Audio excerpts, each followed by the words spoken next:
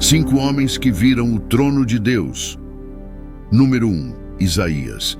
Desde o princípio, Isaías estava pregando alguns fatos realmente desagradáveis. Ele estava declarando que Deus traria julgamento sobre a nação. O profeta Isaías recebeu uma das tarefas mais difíceis entre todos os profetas. Mas é claro, se ele não tivesse seguido em frente, não teríamos este incrível livro. Ele não tinha ideia de que nos anos e séculos vindouros, este livro serviria como motivação. No entanto, durante sua vida, ele não teve sucesso de forma alguma. Ninguém prestou atenção. E ao longo das próximas 4 décadas, as coisas apenas se tornaram mais difíceis. No ano em que o rei Uzias morreu, eu vi o Senhor, alto e exaltado, sentado em um trono, e a aba de sua veste enchia o templo. Acima dele estavam serafins, cada um com 6 asas, com 2 cobriam seus rostos, com 2 cobriam seus pés e com 2 voavam. E eles clamavam um ao outro: Santo, Santo, Santo é o Senhor dos exércitos, toda a terra está cheia da sua glória.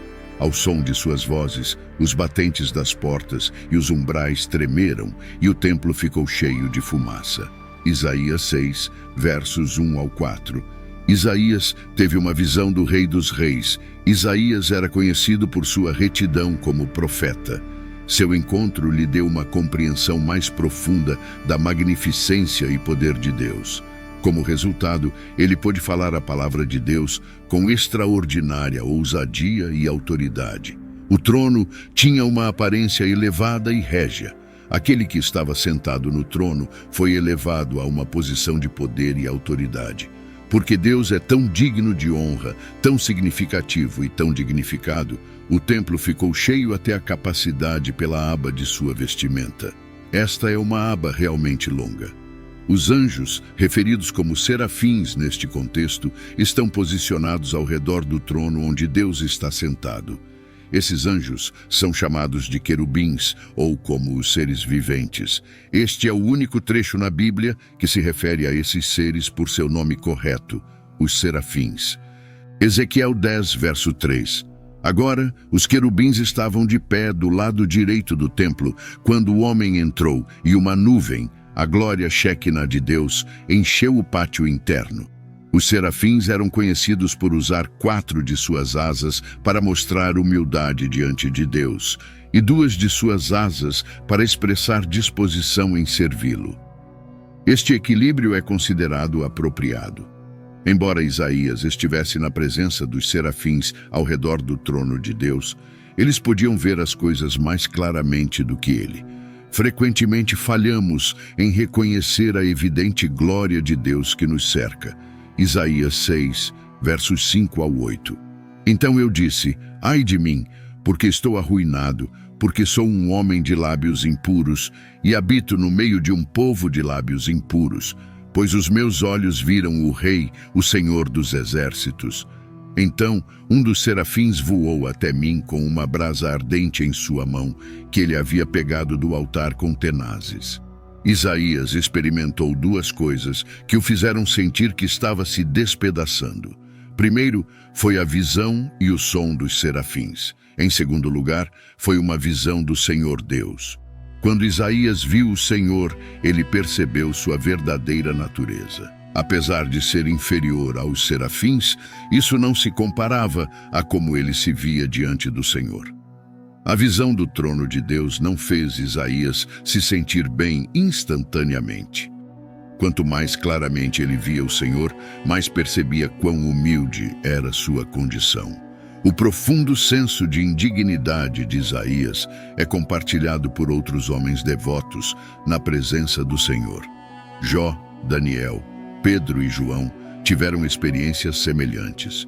A vida de Isaías pode ter sido tão brilhante quanto um diamante, mas quando você coloca uma moeda contra um fundo perfeitamente negro e a ilumina corretamente, você consegue ver cada falha e imperfeição, falhas que eram invisíveis antes. Número 2, Ezequiel. É difícil expressar em palavras o que Ezequiel viu ao contemplar o magnífico trono de Deus. Como mensageiro de Deus, ele estava acostumado a trazer mensagens, visões e revelações ao seu povo. Ele era um sacerdote entre os cativos judeus levados para a Babilônia pelo rei Nabucodonosor, por volta de 597 a.C. Ele frequentemente escrevia em primeira pessoa, e quando teve uma visão clara sobre o trono de Deus, ele colocou tudo no papel. Olhei e vi a semelhança de um trono de lápis lazuli acima do firmamento que estava sobre as cabeças dos querubins. O Senhor disse ao homem vestido de linho: entre nas rodas sob os querubins, encha as mãos com brasas ardentes de entre os querubins e espalhe-as sobre a cidade. E enquanto eu observava, ele entrou. Agora os querubins estavam de pé no lado sul do templo, quando o homem entrou e uma nuvem encheu o pátio interno. Então a glória do Senhor se elevou acima dos querubins e moveu-se até o limiar do templo. A nuvem encheu o templo e o pátio estava cheio do esplendor da glória do Senhor. O som das asas dos querubins podia ser ouvido até o átrio exterior, como a voz do Deus Todo-Poderoso quando fala. Quando o Senhor ordenou ao homem de linho que pegasse fogo de entre as rodas de entre os querubins, o homem entrou e ficou ao lado de uma roda. Então, um dos querubins estendeu a mão até o fogo que estava entre eles. Ele pegou um pouco e colocou nas mãos do homem de linho, que pegou e saiu. Sob as asas dos querubins podiam ser vistas o que pareciam ser mãos humanas. Olhei e vi ao lado dos querubins 4 rodas, uma ao lado de cada querubim. As rodas brilhavam como topázio. Quanto à sua aparência, os 4 pareciam iguais. Cada um era como uma roda interseccionando com outra. Conforme se moviam, podiam ir em qualquer uma das 4 direções que os querubins estavam encarando. As rodas não giravam, enquanto os querubins se moviam. Os querubins iam na direção que a cabeça estava voltada sem virar enquanto se moviam. Seus corpos inteiros, incluindo as costas, as mãos e as asas, estavam completamente cheios de olhos, assim como as rodas. Ouvi as rodas sendo chamadas de rodas giratórias. Cada um dos querubins tinha 4 faces. Uma face era de um querubim, a segunda, a face de um ser humano, a terceira, a face de um leão, e a quarta, a face de uma águia. Então os querubins se elevaram. Essas eram as criaturas vivas que eu havia visto perto do rio Quebar. Quando os querubins se moviam, as rodas ao lado deles se moviam. E quando os querubins estendiam suas asas para se levantar do chão, as rodas não se afastavam de seu lado. Quando os querubins ficavam parados, as rodas também ficavam paradas. E quando os querubins se levantavam, eles se levantavam com eles, porque o espírito das criaturas vivas estava neles. Então, a glória do Senhor partiu de cima do limiar do templo e parou acima dos querubins. Enquanto eu observava, os querubins estenderam suas asas e se levantaram do chão, e enquanto iam, as rodas iam com eles.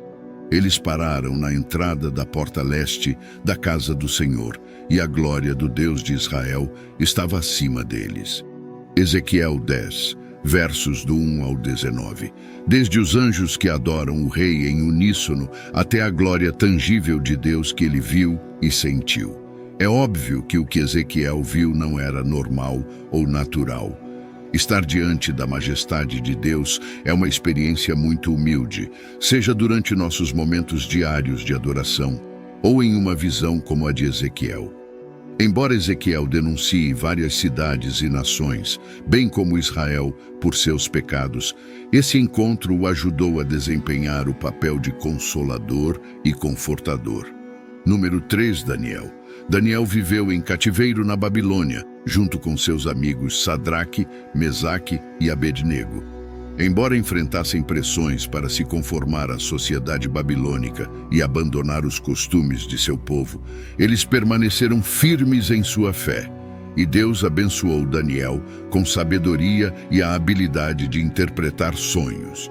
Daniel serviu a 3 administrações diferentes na Babilônia. mas ele permaneceu inabalável em sua integridade e confiança em Deus. O segredo de sua firmeza era sua compreensão, revelações e visões sobre a vontade de Deus para ele e seu povo.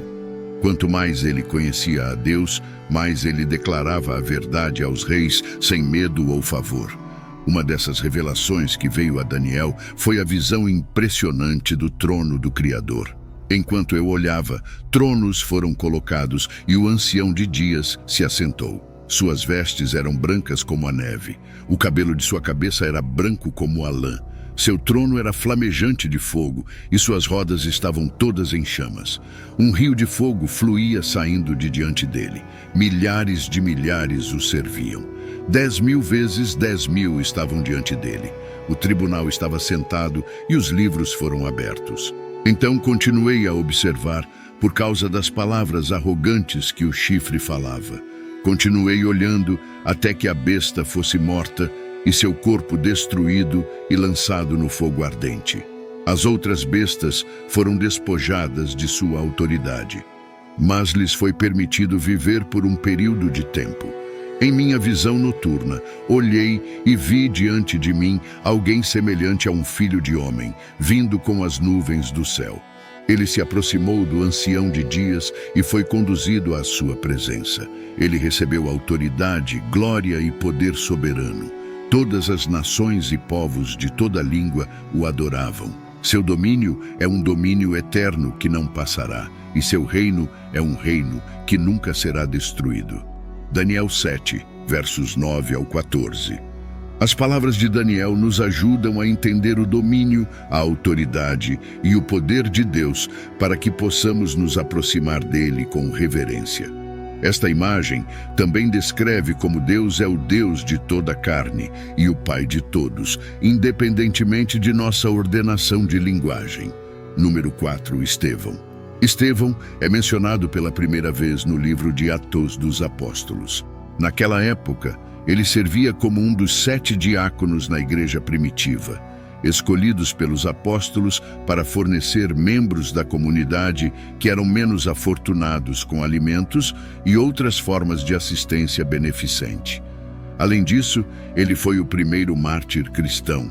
Ele foi executado por apedrejamento por proclamar que Jesus era o Cristo. No momento em que foi apedrejado, ele também teve uma visão do trono celestial. Povo de cerviz dura, vocês resistem sempre ao Espírito Santo. Assim como fizeram seus antepassados, vocês também fazem. A qual dos profetas seus antepassados não perseguiram? Eles mataram aqueles que prediziam a vinda do justo, e agora vocês o traíram e o mataram. Vocês receberam a lei que foi entregue pelos anjos, mas não a obedeceram. Quando os membros do Sinédrio ouviram isso, ficaram furiosos e rangeram os dentes contra ele. Mas Estevão, cheio do Espírito Santo, olhou para o céu e viu a glória de Deus e Jesus em pé à direita de Deus. Vejam, disse ele, eu vejo os céus abertos e o Filho do Homem de pé à direita de Deus. Com isso, cobriram os ouvidos e, gritando a plenos pulmões, todos avançaram sobre ele, o arrastaram para fora da cidade e começaram a apedrejá-lo. Enquanto apedrejavam Estevão, ele orou, Senhor Jesus, recebe o meu espírito. Então ele ajoelhou-se e clamou, Senhor, não os consideres culpados deste pecado. Quando disse isso, adormeceu. Atos 7, versos 51 ao 60. É incrível que, mesmo sendo terrivelmente perseguido, uma das últimas coisas que Estevão viu antes de sua morte foi o glorioso trono de seu pai, e ele estava realmente ansioso para ir lá, apesar de sua dor. Isso deve trazer conforto a todos os crentes, porque o tribunal de Deus é um lar para todos aqueles que creem em Jesus. Número 5, João. A revelação de Jesus Cristo foi dada a João para que ele mostrasse a seus servos o que deve acontecer em breve à medida que os últimos dias se aproximam. Deus fez isso conhecido enviando seu anjo a João na ilha de Pátimos. Enquanto ele recebia a visão sobre o plano de Deus para o fim dos tempos, ele também foi levado ao trono de Deus para ver coisas maravilhosas nos céus. Depois disso, olhei, e eis que diante de mim estava uma porta aberta no céu, e a voz que eu tinha ouvido no princípio, falando comigo como uma trombeta, disse: sobe aqui, e eu te mostrarei o que deve acontecer depois destas coisas. Imediatamente fui arrebatado em espírito, e eis que diante de mim estava um trono no céu, e alguém estava sentado nele. E aquele que estava sentado lá tinha a aparência de jaspe e sárdio, e ao redor do trono havia um arco-íris que parecia uma esmeralda. Ao redor do trono havia 24 outros tronos, e sentados neles estavam 24 anciãos. Estavam vestidos de branco e tinham coroas de ouro em suas cabeças. Do trono saíam relâmpagos, vozes e trovões. Diante do trono, 7 lâmpadas estavam ardendo. Estas são os 7 Espíritos de Deus. Também diante do trono havia algo parecido com um mar de vidro, cristalino.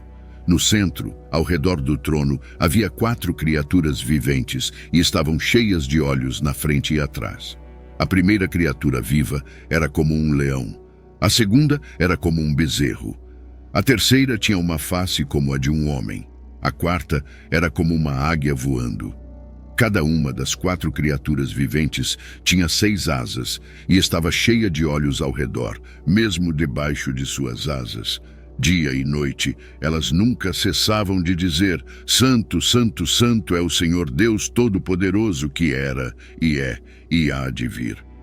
Sempre que as criaturas viventes glorificam, honram e agradecem àquele que está sentado no trono e que vive pelos séculos dos séculos, os 24 anciãos se prostram diante daquele que está assentado no trono e o adoram, que vive pelos séculos dos séculos.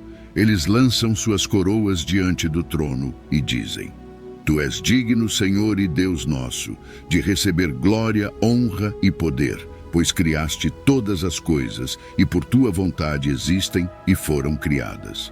Apocalipse 4, verso 1 ao 11. Se não fosse pela revelação que pessoas como João, Estevão, Daniel, Ezequiel e Isaías tiveram sobre o trono de Deus, não teríamos uma imagem completa do majestoso tribunal de Deus. Mesmo que nunca tenhamos uma visão divina, sobrenatural sobre o trono de Deus, Ele ainda nos convida a nos aproximarmos dele pela fé em Hebreus 4, verso 16.